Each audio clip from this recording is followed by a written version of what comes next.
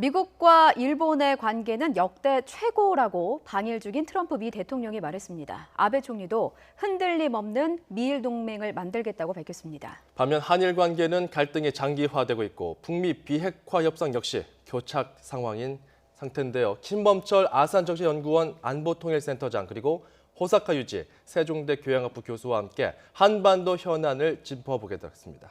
네, 어서 오십시오. 네, 안녕하십니까. 예, 지금 트럼프 대통령이 일본을 방문하고 있습니다. 특히 네. 오늘 5번째 골프 라운딩을 가졌는데 그 의미부터 좀 짚어볼게요.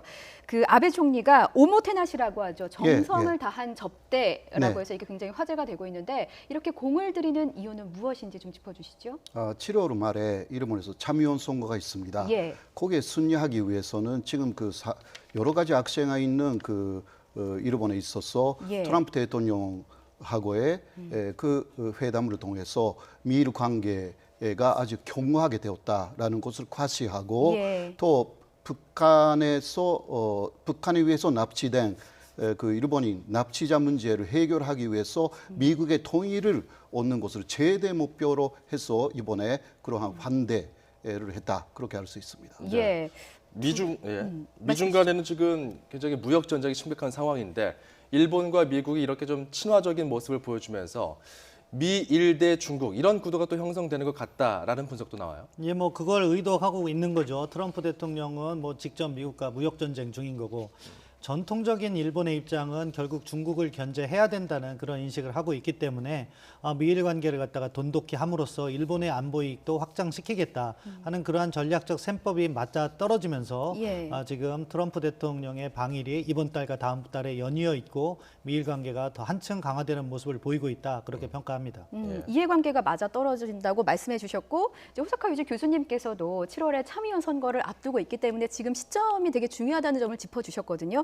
이 발언을 좀 분석해봐야겠습니다. 트럼프 대통령이 일본과의 무역 협상과 관련해서 이게 타결 시점을 유예하는 듯한 발언을 했습니다. 이건 역시 어떤 이해관계를 좀 뭐라고 해야 될까요? 반영하고 있다고 보는 거죠. 결국 지금 미국의 입장에서는 모든 그 외교력을 중국에 집중을 하고 싶어 하는데 앞서 말씀하신 것처럼 일본과 같은 경우에는 미국의 주요 맹방이고 중국 정책, 대중국 정책에 있어서도 적극적인 지지를 보이고 있거든요. 그런 측면에서 일본에 대한 무역 압력은 약간 완화시켜 주는 거죠. 거기에 일본의 경제적 이익도 함께 있는 거고요. 그렇기 때문에 미국과 일본이 한층 더 가까워지는 모습을 보이는 것은 미국의 대외 전략 또 일본의 실리 이런 것이 맞닿아 있다 이렇게 생각합니다. 뭐 일본의 국왕이 바뀌고 나서의 트럼프 대통령의 첫 방문이기도 하고 일본은 워낙 뭐 이방카 보좌관도 그렇고요. 그리고 트럼프 대통령과 만날 때마다 굉장히 극진한 대접을 해왔는데 이러한 대접 자체가 그렇게 실효성이 있는가? 과거의 또 전례들을 보면은 꼭 그렇게 이렇게 또 이게 실효성이 있다고 볼 수 있을지는 의문이기도 해요. 사실 그 2년 전에는 그 이방카가 일본에 갔을 때 5천만 달러의 투자를 했습니다. 이것은 사실 그 아버지 트럼프 대통령을 보면서 한 그러한 투자라고 할 수가 있죠. 근데 그 트럼프 대통령이라는 사람의 그 언행은 예측할 수가 없는 것입니다. 그래서 그러한 언행이 그 일본에 유리하게 나오도록 그래서 계속 지금도 뭐 스모 관전을 했고요. 또 골프를 하면서 계속 조율하고 있는 것입니다. 그렇게 해서 또 기분을 좋게 만들어서 일본에 절대 불리한 언행이 나오지 않도록 그런 식으로 계속 오히려 신중하게 하는 외교의 모습이 또 화려하게 보이는 것뿐이다. 그렇게 분석할 수가 있습니다. 일본의 어떤 대북 입장에 관해서도 좀 여쭤보고 싶습니다. 사실 지난해까지만 해도 최대한의 압박 기조였는데 최근에 북한에 대해서 조건 없는 정상회담을 요구했잖아요. 이게 트럼프 대통령과의 어떤 조율에 의해서인가요? 아니면은 일본이 어떤 부분을 원하기 위해서인지 이 부분도 좀 짚어주시면 감사하겠습니다. 그 문제는 일본이 먼저 이슈를 꺼낸 거라고 봐요. 그걸 추진하기 위해서 트럼프 대통령의 지지도 필요한 부분이 있고요. 그것의 배경은 결국 아베 총리의 외교 아젠다 중에 가장 중요한 것 것 중에 하나가 일본인 납치자 문제를 해결하겠다. 과거 예. 자기가 총리가 되기 전에도 이 문제를 담당했던 적이 있거든요. 예. 그렇기 때문에 이 문제를 자신의 총리 임기 내에 풀겠다 하는 의지가 있었는데 지금 어떻게 보면은 북한이 외교적 고립에 몰려 있는 상황에서 일본의 손을 잡을 가능성이 있다고 판단한 거죠. 그렇기 때문에 예. 이 문제를 먼저 제기하고 미국으로부터 양해를 구하는 과정으로 보이고요. 예. 다만 북한이 일본의 요구에 응할 것인가는 별개의 문제라고 봅니다. 왜냐하면 지금 일본이 상정하고 있는 그 기준이 비핵화에 더해서 납치자 문제까지 해결해야 되는 거거든요. 예. 그런데 지금 북한의 입장에서는 이 비핵화 문제와 관련해서 미국과 팽팽한 입장을 보이고 있는데 네. 보다 높은 기준인 일본의 요구사항을 받아들일 것이냐 이것은 별개의 문제고 그 부분은 결국 약간 시간의 흐름과 함께 이러한 미북 관계의 변화라든가 한미 관계, 남북 관계 그런 것에 영향을 이렇게 받으면서 시간이 좀 필요한 문제다 이렇게 평가합니다. 이 질문은 두 분께 각각 좀 짧게 좀 들어보고 싶은 건데 내일 같은 경우는 트럼프 대통령과 그 일본 총리의 그 만남 이후에 기자회견까지 예정이 돼 있습니다. 매우 실질적인 발표를 할 것이다 이런 예고도 나왔는데 각각 어떤 실질적인 발표가 가능할지 그거 좀 짚어주실 수 있을까요? 먼저 호사카 교수님. 예. 역시 북일 수교에 대해서 이해를 한다. 예. 그런 이야기가 나올 것이고요.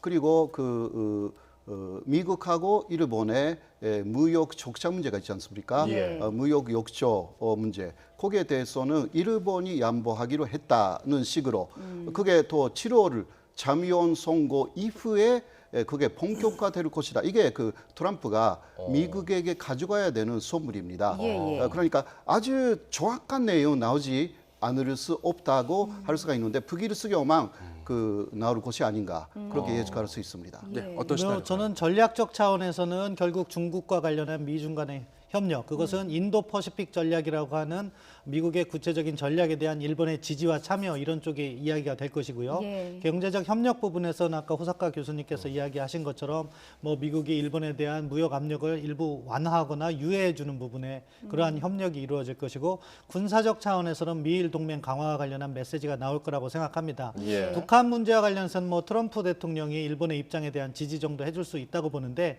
이것이 반드시 북일 정상회담을 담보하는 것은 아니다 그렇게 평가합니다. 예. 자, 이번에는 한일 관계 한번 짚어보겠습니다. 사실 이웃 나라에서 열리는 미일 정상회담에 대해서 어쨌든 우리 정부도 촉감을 곤두세울 수밖에 없는 상황이긴 하거든요. 근데 트럼프 대통령이 지난 4월에 한미 정상회담 때 문재인 대통령에게 한일 관계 개선을 요구했다라는 보도가 나왔었습니다. 이거에 대해서는 어떻게 보시는지? 뭐 사실일 거라고 생각합니다. 결국 미국의 동아시아 정책, 특히 동북아 정책의 핵심은 한미일 안보 협력에 있다. 예. 그렇기 때문에 한일 관계가 안 좋은 것은 미국의 대외 정책에 불리하게 작동한다 하는 것이 미국의 전통적인 입장이었고 최근 들어서 한일 관계가 안 좋은 것이 사실이기 때문에 네. 미국에서는 한일 관계 개선을 한국에 대해서 일본에 대해서 모두 요구할 것이라고 생각합니다. 아무래도 지금 한일 간의 가장 중요한 쟁점 중에 하나는 바로 강제징용 문제에 대한 판결인 것 같습니다. 여기에 예. 대해서는 일본 정부는 굉장히 강력하게 반대를 하고 있고요. 우리 같은 경우는 일단 정부는 사법부의 결정과는 좀 우리가 분리해서 봐야 된다 이렇게 입장을 유지하고 있는데 왜 이리 유도록 이 일본에서는 이 문제에 대해서 강경하게 나오는 걸까요? 일본은 65년도에 있었던 정의권 협정에서 모든 문제가 그래서 개인 청구권까지 소멸되었다 이런 입장에 있는 거죠. 그러나 국제법적으로는 개인 청구권이 소멸될 수가 없기 때문에 네. 한국 쪽의 입장도 사실상 국제사회에서는 상당히 많이 받아들여진 그러한 내용이 있습니다. 예. 그래서 이게 양쪽에서 양보할 수 없는 그러한 대결로 가고 있는데 일본으로서는 이것이 일본 주장이 관철되지 않는 경우에는 역시 아베 정권의 지지율이 굉장히 떨어지는 것입니다.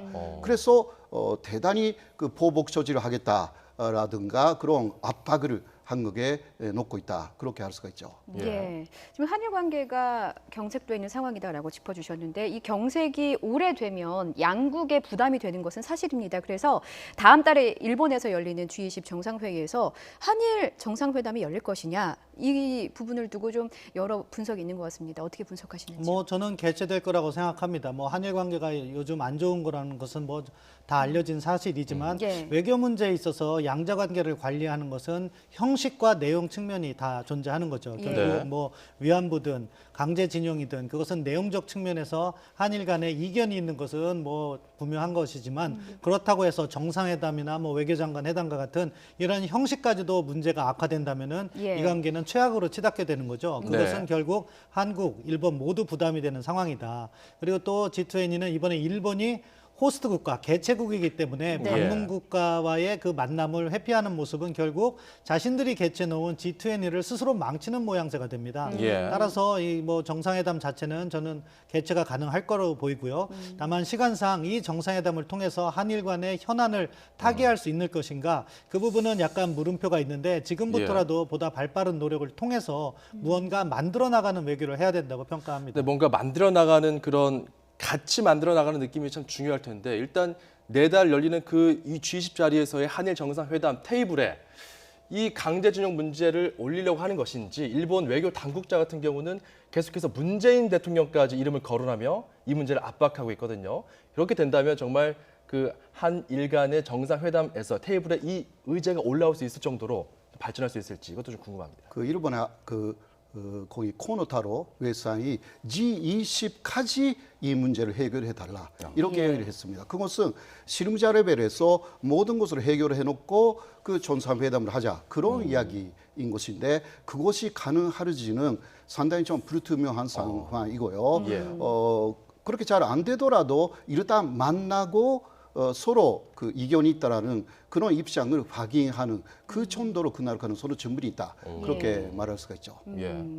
실제로 어떻게 진행이 될지는 좀 저희가 지켜봐. 그 부분과 관련해서는 뭐 G20까지 모든 걸 해결하지 못한다 하더라도 그럼 G20부터라도 이 문제를 해결하는 실마리를 정상 간의 만남을 통해서 만들어갈 수 있다. 이 점을 저희가 착안해서 무언가 이 변화의 그 계기를 만드는 것을 정상회담부터 시작한다. 이러한 접근만 하더라도 저는 뭐 한일 관계라는 것이 과거 뭐 수십 년간도 그렇게 좋았던 것은 아니고 안 좋은 시절도 있었고 좋았던 시절도 있었던 것처럼 앞으로라도 지금 안 좋더라도 충분히 개선의 여지는 만들어 갈 수 있다. 그렇게 접근해야 된다고 생각합니다. 이 쟁점에 대해서의 하나의 안으로 나온 게 만약에 강제징용 배상 문제를 기업이 인정하면 일본 기업이 인정하게 되면은 판은 한국이 깔아주겠다.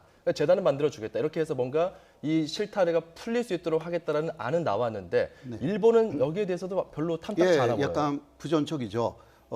왜냐하면 그 지금까지의 그 판결을 받아들인다면 일제강점기가 불법이었다라는 것을 일본 정부가 인정하는 셈이 되기 때문에 이 부분이 톤의 문제가 아니라 그 사실상 개념적인 문제이지만 걸려 있는 것입니다. 이게 특히 아베 정권은 일제강점기 합법이라고 그 소리 높이 주장하고 있기 때문에 자신들의 전체성이 부정되는 이러한 상황에서 그 톤의 문제라기보다 그러한 부분에서 반대가 있다 그렇게 볼 수 있습니다. 그렇군요. 우선 일단 G20 정상회의가 어떤 한일 관계의 분수령이 될 수 있다. 뭐 국면 전환의 어떤 기점이 될 수 있다. 이렇게 보는 입장이신 것 같고 두 분께서는요. 자, 이번에는 북핵 문제를 중심으로 해서 한반도 정세를 좀 살펴보도록 하겠습니다. 지금 존 볼턴 미국 백악관 국가안보회의 보좌관이 같이 방문을 해 있습니다. 일본을. 그런데 트럼프 대통령과 의견이 살짝 좀 다른 것 같아요. 제가 잠깐만 정리를 하자면 존 볼턴 보좌관의 경우는 이달 초 북한의 단거리 탄도미사일 발사가 유엔 안보리 결의 위반이다라고 말을 했고 트럼프 대통령은 작은 무기들이다. 나는 크게 개의치 않는다라는 약간의 엇갈린 입장을 내놨습니다. 일단 평가를 해주신다면요. 뭐 역할 분담이라고 생각합니다. 존 볼턴 보좌관은 북한을 압박하는 측면에서 단거리 탄도 미사일임을 식별하고 그것이 유엔 안보리 결의 위반이라는 그 문제 제기를 한 것이고 트럼프 대통령은 이것이 또 확대 해석되는 것을 막기 위해서 작은 무기다 그렇게 하면서 이걸 가지고 추가적인 문제를 삼지 않겠다는 이야기를 한 거죠. 그러한 기조에는 북한과의 대화 자체를 이어가겠다는 트럼프 대통령의 입장이 들어있는 거고요. 다른 한편으로는 그러한 대화 기조를 이어감으로 해서 북한이 추가 도발을 하지 않도록 그 예방하는 그러한 접근도 있다고 봅니다. 그런데 이러한 존 볼턴 보좌관과 트럼프 대통령의 입장은 과거에도 상충된 적이 있어요. 예. 그렇게 보면은 존 볼튼 보좌관이 앞서서 강경 발언을 하고 트럼프 대통령이 그것을 무마하면서 자신의 대화 기조를 이어가는 그러한 역할 분담이 이루어지고 있다고 평가합니다. 예. 그럼 엇박자인 건가요? 그러니까 불화설이 그렇죠. 계속해서 불거졌는데 이게 전략인 의도된 건지. 엇박자다 이렇게 평가하는 것이 예. 존 볼튼 보좌관이 정말 마음에 안 들면 해고하면 되거든요. 그렇죠. 그런데 해고를 하지 않고 계속 쓰고 있다는 것은 존 볼튼 보좌관의 역할을 그렇게 어떻게 보면 굿캅 배캅에서 배드캅 역할을 맡기고 자신이 좋은 경찰의 역할을 하겠다 예. 하는 트럼프 대통령의 협상술이 담겨져 있다고 평가합니다. 뭐 굿컷까지는 아니더라도 적어도 전위대를 보내서 먼저 전 적진을 뭐 공격한 다음에 뒤에 서서히 들어가는 그런 보수 전략 뭐 이런 얘기도 나오고요. 북한 입장에서는 일관되게 이 부분에 대해서 경계를 태세를 강화하고 있습니다. 일단 미국이 새로운 계산법을 가지고 나와라. 지금까지 내세웠던 계산법으로는 어림없다. 이런 입장이거든요. 그렇죠. 그러니까 북한에서는 지금까지 보면 말하고 행동이 거의 일치되고 있기 때문에 예. 그것을 견제하는 그런 입장에서도 두 사람의 역할을 분담하면서 여러 가지 이야기를 하고 있다. 그리고 또 거기에 일본 카드를 또 하나 내놓을 가능성이 충분히 있습니다. 예. 그러니까 북일 수교를 하나의 미끼로 해가지고 그 북미 관계에도 다시 그 물꼬를 드는 그런 전략을 트럼프하고 또 아베가 구사할 수도 있습니다. 예. 북일 수교의 그 뭐 완전한 그 수립까지 아니더라도 예. 어느 정도의 일말의 그 가능성이 있는 거죠. 그러니까 일단 만나도 된다. 그 이야기를 거의 벌써 했습니다. 예. 그거는 북일 수교를 다 해라라기보다 만나서 이야기를 하기 시작하면 이것은 일본까지 들어가 가지고 예. 그 북미 관계에 또 새로운 근면이 생기는 것입니다. 예. 그리고 북한 쪽에 여러 가지 강경한 자세를 누그러뜨릴 가능성은 좀 있기 때문에 이게 충분히 트럼프 대통령이면 쓸 수 있는 전략이고 아베 총리도 그렇게 해서 납치자 문제를 해결할 수 있는 하나의 전략적인 내용으로 충분히 받아들일 수 있고 일본은 환영하는 거죠. 이런 부분을. 북한이 얘기한 미국의 새로운 계산법에 대해서는 또 어떤 또 다른 분석을 또 해주실 수 있으시겠습니까? 결국 북한이 이야기하는 것은 자신들이 요구하고 있는 단계적 해법을 미국이 수용하라는 거고요. 예. 미국의 해법은 아직도 빅딜, 그러니까 포괄적 합의를 추진하겠다는 겁니다. 그러니까 비핵화의 최종 상태와 그것으로 가는 로드맵을 북한이 합의해줘야지 그 다음 단계에서 뭐 그것을 갖다가 같이 풀어나간다 이런 접근을 미국이 하고 있는데 예. 그 부분은 또 지금 북한이 반대를 하고 있습니다. 그래서 지금 평행선을 달리고 있는 입장이죠. 이 과정에서 사실 우리 정부가 제시한 굿이너프 딜, 포괄적 합의 단계적 이행이 지금 상황은 아니더라도 저는 언젠가는 해법이 될 거라고 봐요. 예. 그렇기 때문에 그 부분을 우리 정부가 일관성 있게 이렇게 견제하면서 예. 북한에 대해서도 적어도 어떻게 비핵화를 할 것이며 그 과정을 몇 단계로 어떻게 가져갈 것인가는 이야기를 해줘야지 미국을 설득할 수 있다는 메시지를 일관되게 줘야 된다고 생각합니다. 예. 그 이달 초에 북한의 미사일 도발 이후에 이 재개를 한 이후에 미국 같은 경우는 북한의 한 선적을 압류했거든요. 네네. 선전을 이제 이 네. 뭐 배로 뭔가 불법적인 거래를 이어가고 있었다. 유엔 제재 위반이다 하면서 지금 압류한 상태입니다. 이 문제가 북한으로서 굉장히 지금 또 예민하게 반응하고 있는 상황인데 네. 이게 북한과 미국에게는 각각 어떻게 좀 작용이 될까요? 미국이 사실상 그건 아주 강경한 그 북한에 대한 제재를 이어가겠다. 그 메시지를 보내는 것이고요. 예. 거기에 일본도 동참하고 있습니다. 그러나 이런 식으로 강경하게 하면 할수록 오히려 어딘가에서 그 북한이 미국 쪽에 그 제안에 따라 뭐라 할까 그 전략을 바꿀 수가 있다. 예. 그런 식으로 북한이 미국에 대한 전략을 그러니까 예. 북한에게 강요하게 하는 것 자체가 어허. 북한의 태도를 바꿀 수가 있는 것이다. 그렇게 강요파들은 생각하는 거죠, 미국에. 예. 왜냐하면 그 카다피 옛날에 리비아도 마지막은 강요파 카다피가 태도를 완전히 바꿨습니다. 예. 거기까지는 미국에 엄청난 강경한 압박이 있었습니다.